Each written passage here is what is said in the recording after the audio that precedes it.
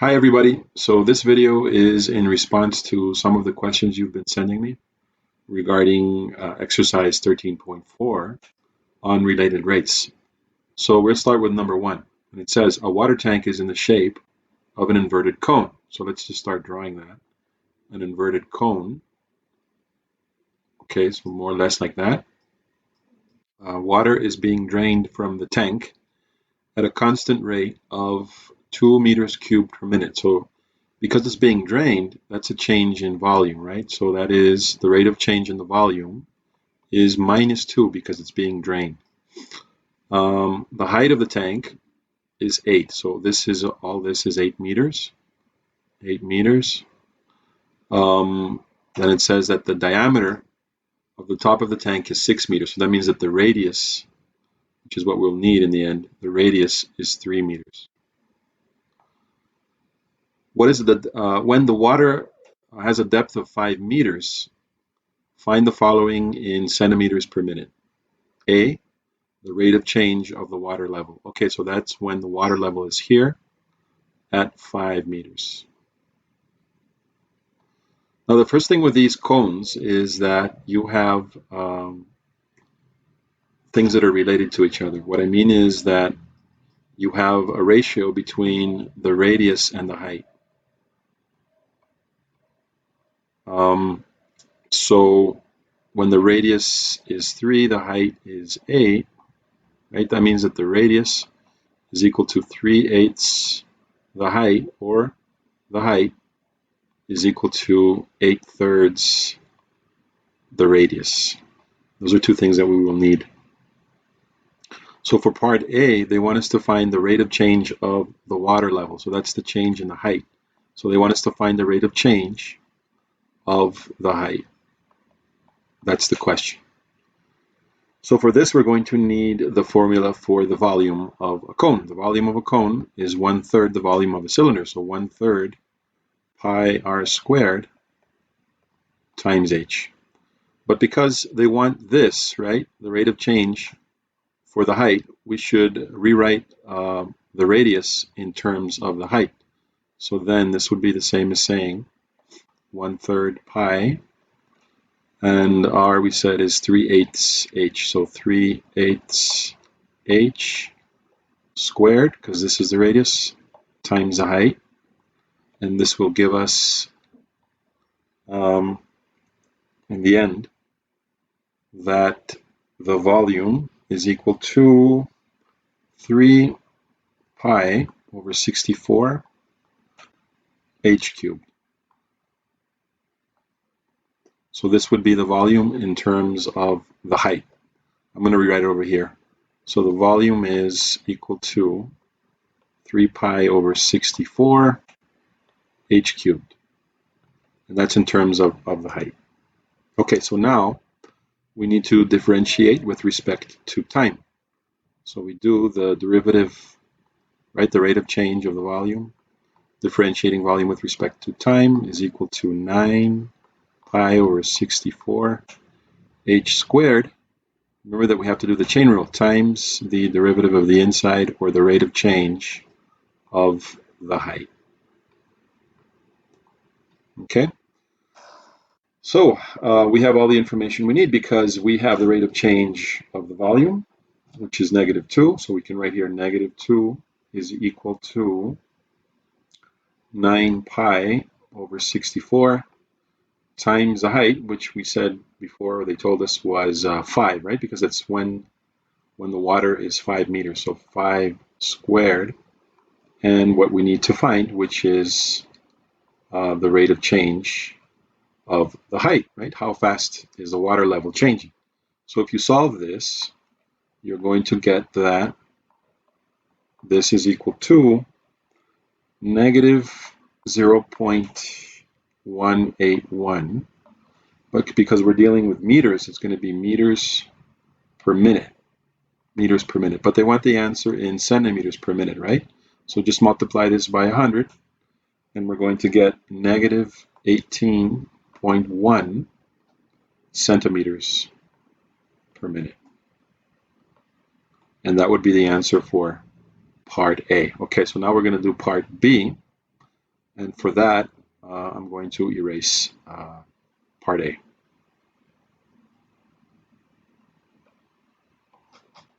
Okay, so now we're going to work on part B. And for part B, they want us to find the rate of change of the radius of the surface of the water. So we will have to use the formula for the volume again, which is 1/3 pi r squared times the height. But we don't want to put the height in terms of h, but let's put it in terms of the radius. And it's 8/3. So 8/3 times r. Right? And then we're going to get from this that the volume is going to equal 8/9 pi r squared. So this is what we have to differentiate. And we differentiate with respect to time. So the derivative of the volume with respect to time is equal to 8/3. Oh, this is cubed, not squared here. This was cubed here, r cubed. So this would be 8/3 pi r squared, right? Times the derivative of r, right, in terms of time, or the change of rate of the radius, which is what we want to find. So then all we have to do is substitute and solve for the rate of change of the radius.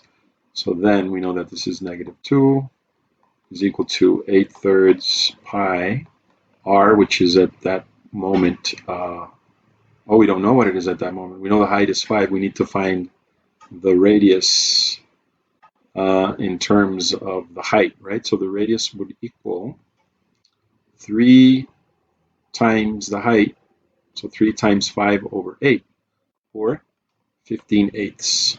So this times 15/8 squared, and the rate of change of the radius. So if you solve for this, you are going to get that this is equal to -0.0679 meters per minute. But again, they want the answer in centimeters. So multiplying this by 100, we're going to get -6.79 centimeters per minute. Okay, so next on the list was problem number 4, and it says, a hot air balloon is rising straight up from a level field at a constant rate of 50 meters per minute. So let's make a little drawing for the situation. So it's an air balloon. I like to make these drawings, although I'm not good at it, but it helps me think, to be honest. So look, we have an air balloon. Let's suppose that this is the air balloon, and it has all these strings attached to it. And it says that the air balloon is increasing its height. Okay, so the height is going up at a constant rate. This would be the rate of the height of 50 meters per minute. So 50, let's just write 50 there. An observer is standing 150 meters from the point on the ground where the balloon was launched. So there's a person standing, and this has to be a right angle, at a distance of 150 meters. So this person is at 150 meters. Let theta be the angle between the ground and the point at which the observer is standing, or the angle of elevation of the balloon. So we're going to draw this imaginary line here, and this angle is theta, right? The angle of elevation. What is the rate of change of theta in radians per minute when the height of the balloon is 250 meters? So they want to know what is the rate of change of the angle when the height, so the height would be 250 meters. So with these related rate problems, what you have to do is always find the formula with which you can put the information together and relate it, right? So in this case, I think the easiest one would be to use the tangent function, because we know that tangent of theta would equal h over 150. So this would be a general formula for the tangent of theta. In other words, theta is equal to arctangent or inverse tangent of h over 150. But what they want is the rate of change of the angle. So we will have to differentiate this with respect to time, right? So this would be then the rate of change of the angle is equal to the derivative of this.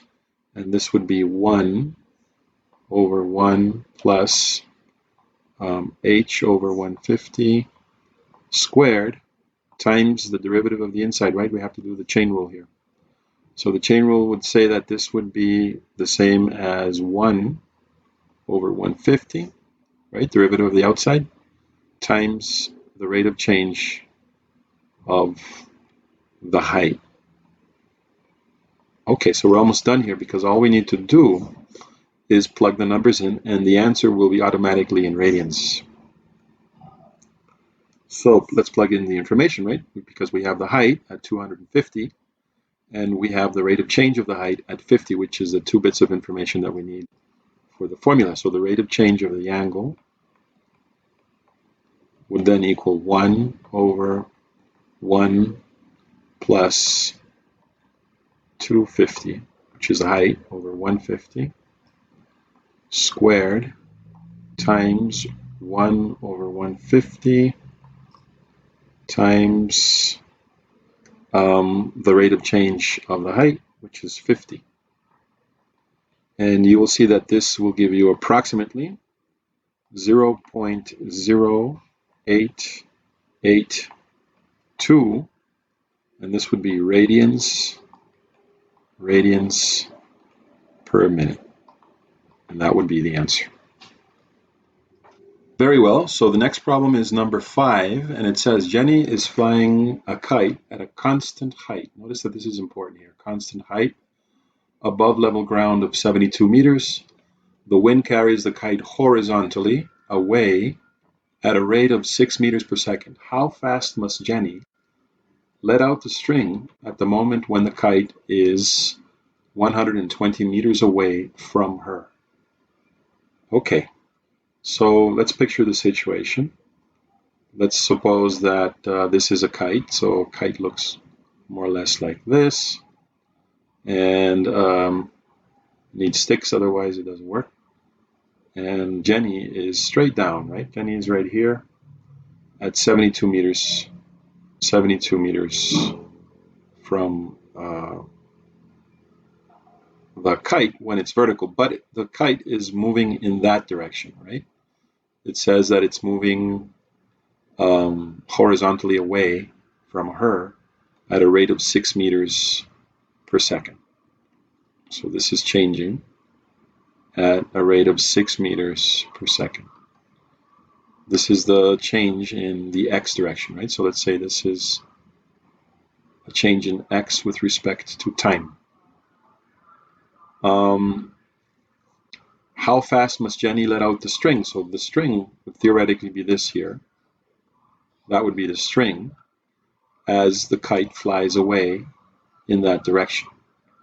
And they want to know how fast she's letting out the string. So that has to be the rate of change, say, of z, right? Let's call this the z direction. And it says when the kite is 120 meters away from her. So that means that the kite here, this distance z, would be 120 meters. 120 meters. We could also, well, this is, let's call this y, right? Because this is the y direction. We could also find x, which I think we will need, because x, just using the Pythagorean theorem on this triangle, would be equal to the square root of 120 minus 72, 120 squared minus 72 squared, and this equals 96. So x equals 96. Okay, so how do we relate all of these circumstances using the Pythagorean theorem? Because we know that for Pythagoras, x squared plus y squared is equal to z squared, but I need rates of change, so I should differentiate this with respect to time. So differentiating this with respect to time, I'm going to get 2x, differentiation of x with respect to time, plus 2y with respect to time equal to z, and the rate of change for z, which is what we want to find really, right? But all the other information we have, because we know the distance x, we know the rate of change for x, and we're not going to need this really, because what's the rate of change for y? 0, right? This is 0 because there is no change in the vertical distance. It's always 72.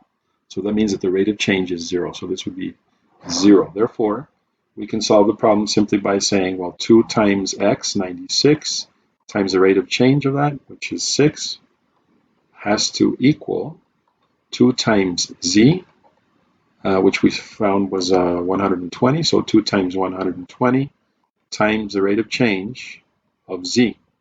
And this is what we have to solve. So once we solve this, right, you can do the algebra yourselves. This is going to give you 4.8 meters per second, and that would be the answer.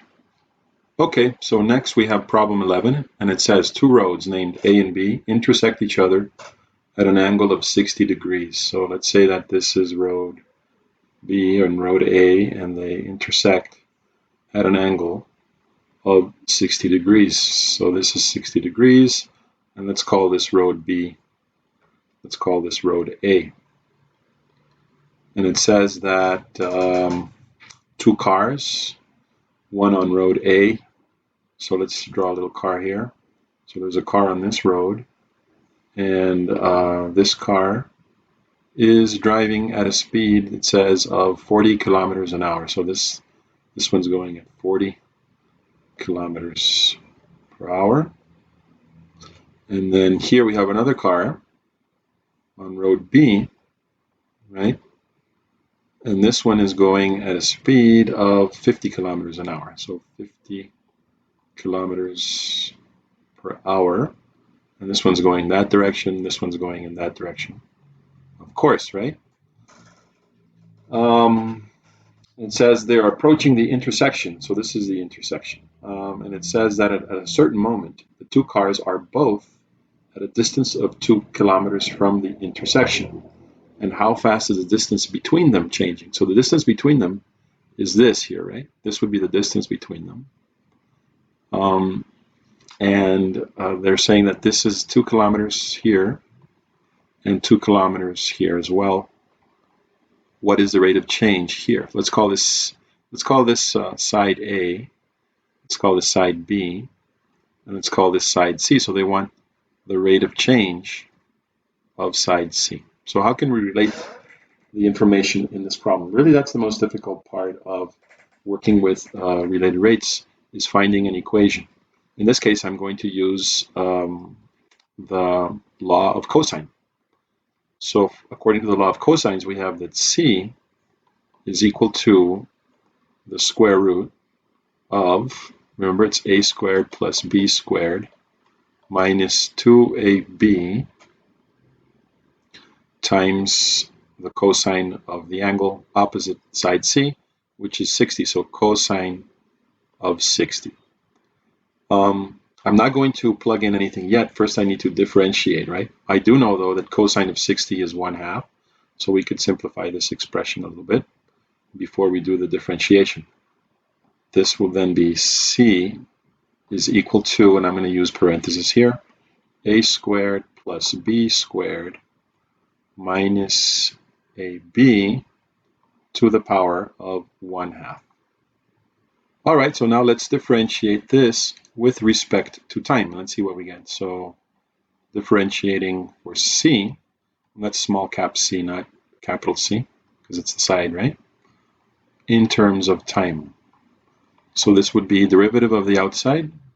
That would just be 1/2 times the same expression, a squared plus b squared minus ab to the power of negative 1/2, subtracting 1 from the exponent.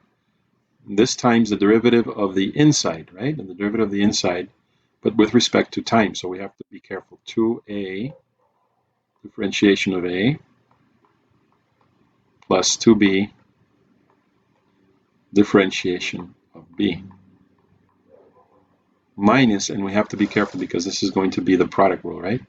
So the product rule says first factor a times the derivative of the second factor plus second factor b times the derivative of the first factor. Okay, so here we are, we're all set, and all we need to do now is plug in the information, right, for A, for B, and for their respective rates of change. So this is going to equal, we plug all this in here, we're going to get that this equals 1/2 times 2 squared plus 2 squared minus 2 times 2 to the power of negative 1/2 times 2 times 2 times the rate of change for A. So car A was changing at a rate of 40, so times 40 plus 2, let's do this, plus 2 times B. B was also 2 kilometers, so times 2 times the rate of change of B.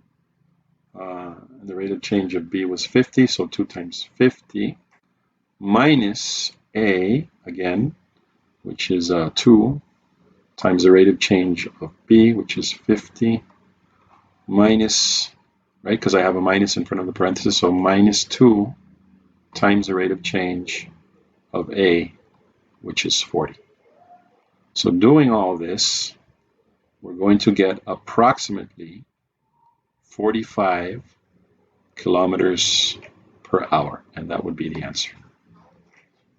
Okay guys, so now we are on problem 13, and it says a point P is moving along a circle with equation x squared plus y squared equals 100 at a constant rate of 3 units per second. How fast is the projection of P, the point P, on the x-axis moving when P is 5 units above the x-axis? Okay, so if this is a circle and this is the Cartesian plane, we're going to suppose that we are in the first quadrant, okay? We're going to work there. So the particles, it says the particle is moving along the circle. And let's suppose it's going up, okay? Just to keep the velocity positive, it's going up. And as it goes up, it has a rate of change of 3 units per second. So we'll just write the number 3. So it's moving up with a speed of 3 units per second, but it's moving along the circle. So the equation for the circle is x squared plus y squared equals 100. This tells us that the radius is 10, right? So that means that at any point, at any given point, this here is 10. And then they want to find, let's draw a triangle, a right triangle, right? Because the coordinate x comma y would be, in this case, x comma 5, right? Because it says that what is the change in x as when P is 5 units above the x-axis, right? So that means that this distance here in y is 5. And they want us to find the rate of change for x. Okay, notice that this rate of change is negative because it's going to the left, right? As the particle is going up, the rate of change of x is negative, and the rate of change of y would be positive because this would be going up, at least in this first quadrant, which is where we are solving this problem. Okay, now we know the radius is 10 because this is 100 and the square root of 100 is 10. Remember that from the equation of the circle.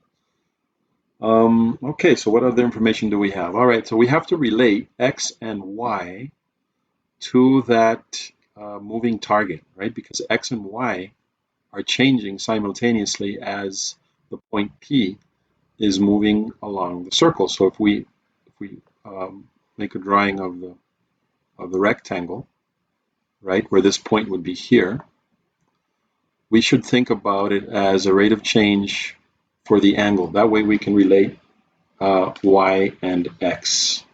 We could relate them. So what is the rate of change of the angle? Remember that an arc length is equal to radius times the angle in radians. So the angle is equal to the arc length divided by the radius. So in this case, the angle would be equal to the arc length, which is 3 units, and the radius is 10. So that means that the angular speed would be 0.3 radians per second, right? If the point is moving at 3 units per second, then the angle it subtends, this angle here, would be 0.3 radians per second. Okay, so that's what we're going to use to solve the information. Well, another thing that they say is that the point P is 5 units above the x-axis, right? That means that y equals 5. So we can find x easily by using the Pythagorean theorem, because we know that this is 10 always, right? Since it's a circle and the point is moving along the circle. So x would equal simply the square root of 10 squared minus 5 squared, and that's going to give us 5 square root of 3. Okay, so I think we have all the information we need. How are we going to relate all this? We're going to relate it using the tangent function, right? Because tangent of theta would equal y over x. Therefore, the angle theta is going to be the inverse tangent or arc tangent of y over x. So if I wanted to solve the problem, I can use this, because I can differentiate this with respect to time. So we could say that this is the same as saying this, right? Differentiating the angle with respect to time, I would get 1 over 1 plus y over x squared. That would be the derivative of the outside, the derivative of arctangent, times the derivative of y over x. Now that's going to be the quotient rule, right? So it's denominator times the derivative of the numerator minus numerator times the derivative of the denominator. And all of this over x squared. Okay. So let's see what we have. We have this. This is the rate of change of the angle, right? So we have that. We could write that here. So that means that 0.3 is equal to 1 over 1 plus, and this would be y over x.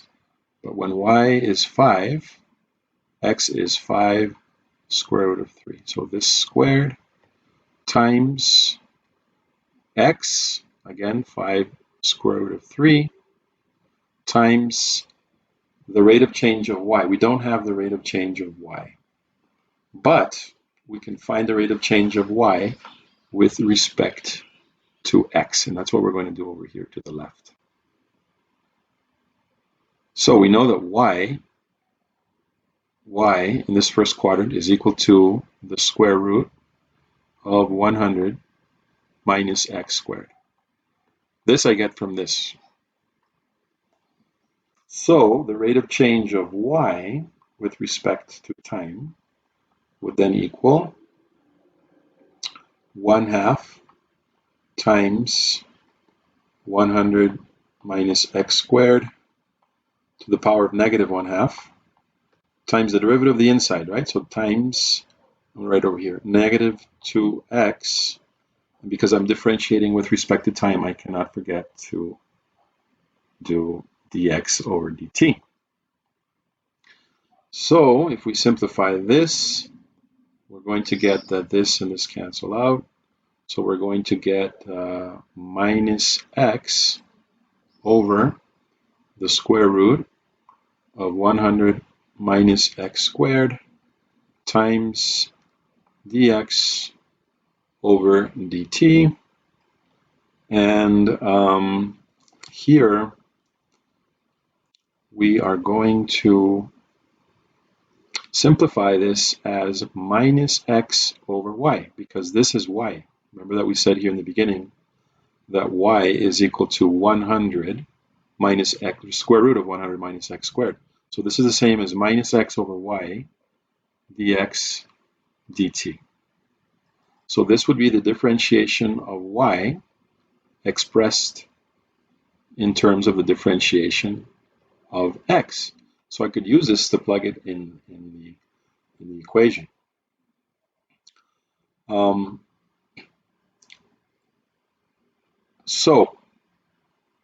Remember that we said before that the change in the x direction is negative, right?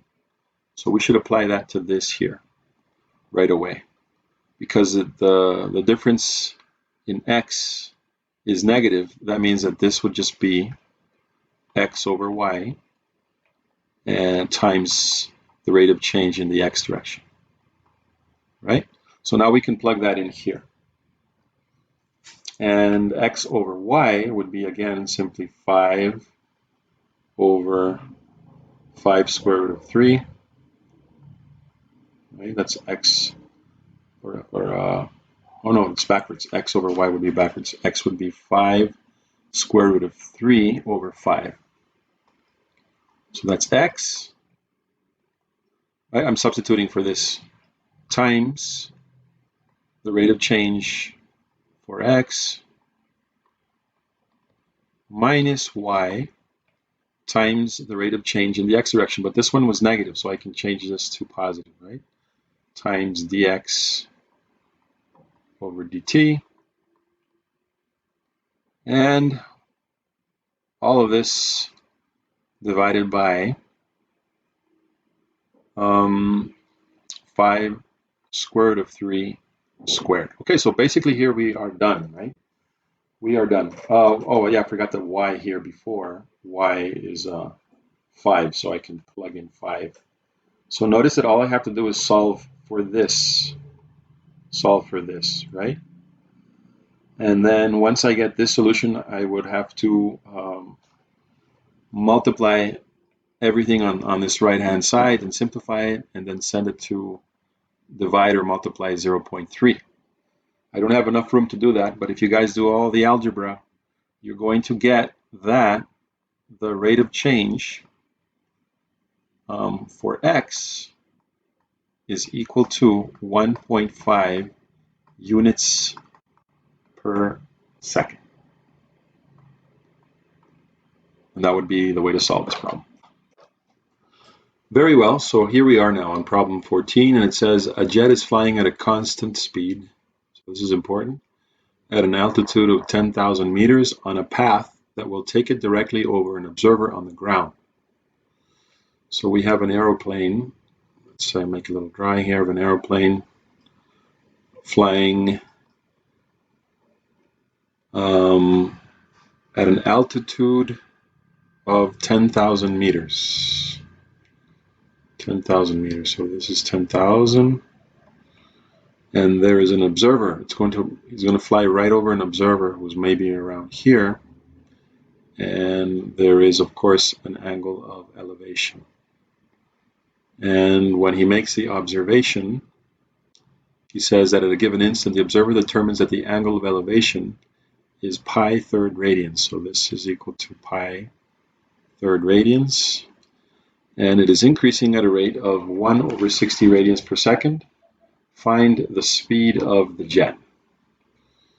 Okay, so they're giving us the rate of change of the angle and that is equal to 1 over 60 radians per second. They want us to find the speed of the jet. The speed of the jet would be the rate of change in the x direction, right? We have to be careful because since the observer is here, and the direction of the plane is contrary to the observer, this rate of change is negative. So we have to take that into account. What else? So if this would be y, let's call this height just y. This would be x, which we are probably going to need. And we can find x using tangent, right?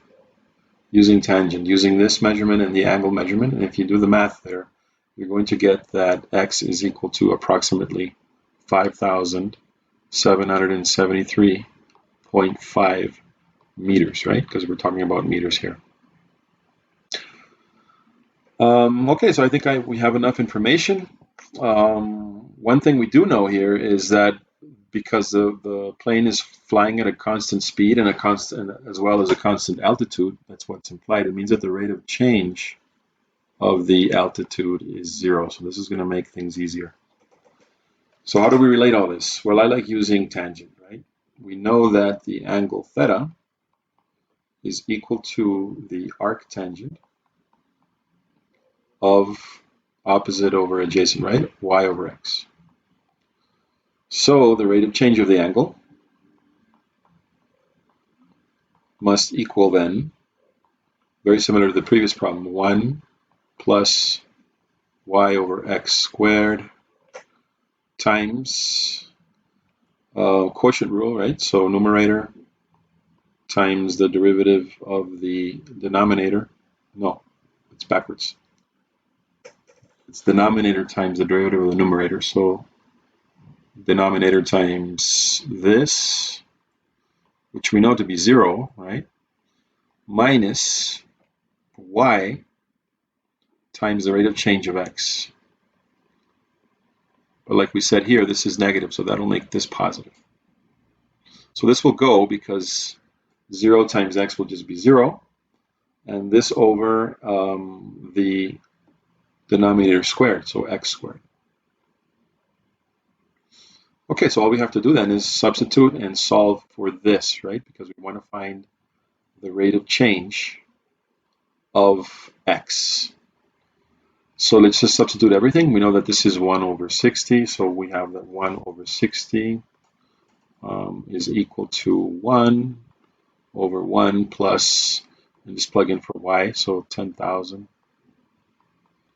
divided by 5,773.5, all of this squared, times y, which was 10,000, so 10,000 times what we need to find, which is this, the rate of change in x, divided by x squared, so 5,773.5 squared. Okay, so if you solve for this, you're going to get that the rate of change in the x direction, or the speed of the jet, is going to equal 222.2, and this repeats, in this case, meters per second. But if we translate this or convert this to kilometers per hour, this is going to give us approximately 800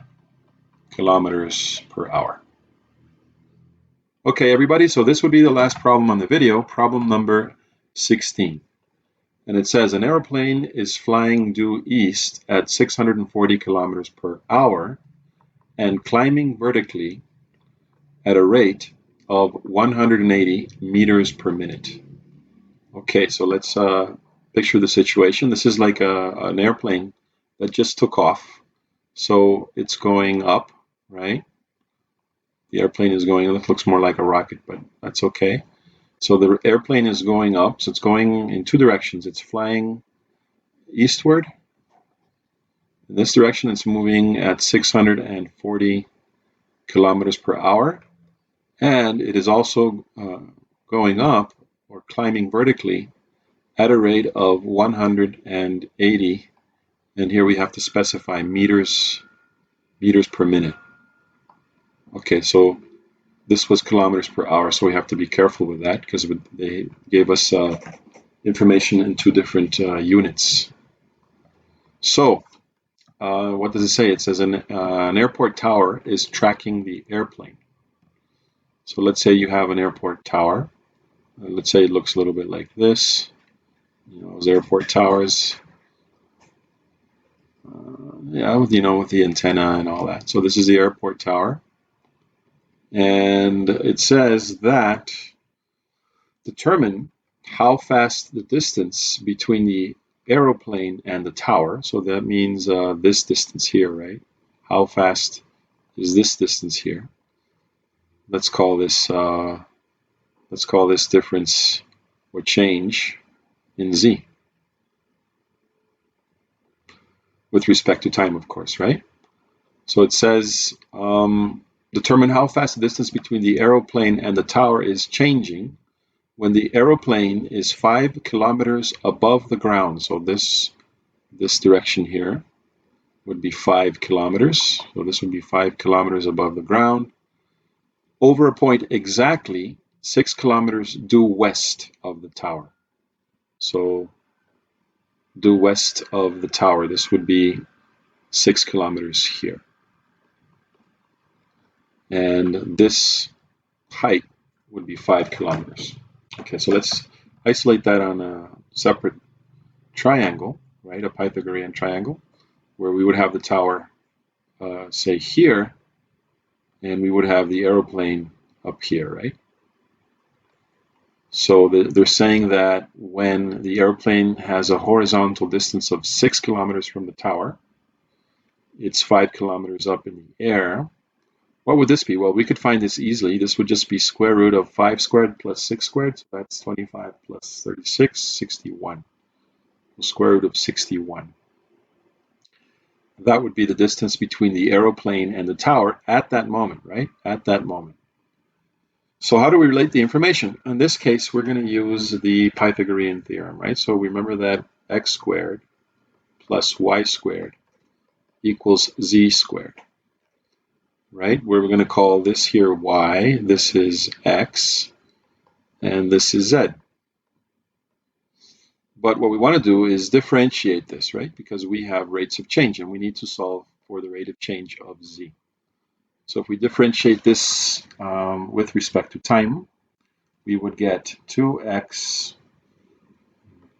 differentiation of x with respect to time, same old, right? Is equal to 2 times z and differentiation of z with respect to time. So this is what we need to solve. That means that we need to plug in all the other information that we already have. The only thing is that the rates of change are in different units, because this is in kilometers per hour and this is in meters per minute. And they want us to express the answer in kilometers per hour.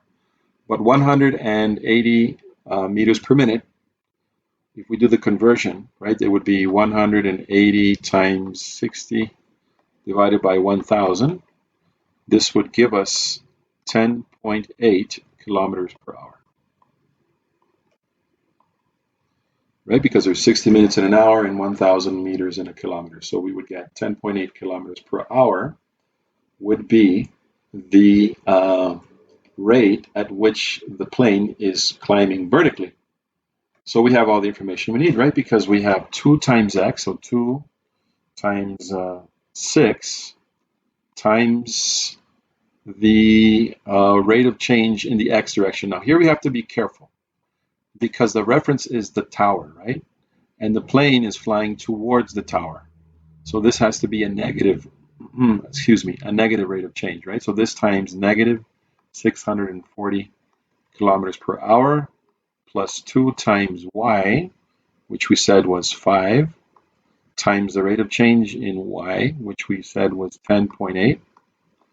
And this is equal to 2 times square root of 61 times the rate of change of z.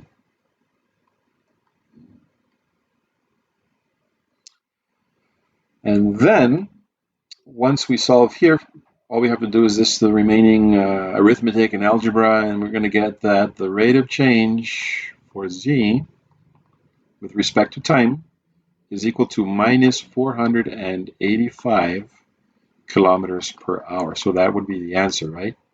That would be the answer.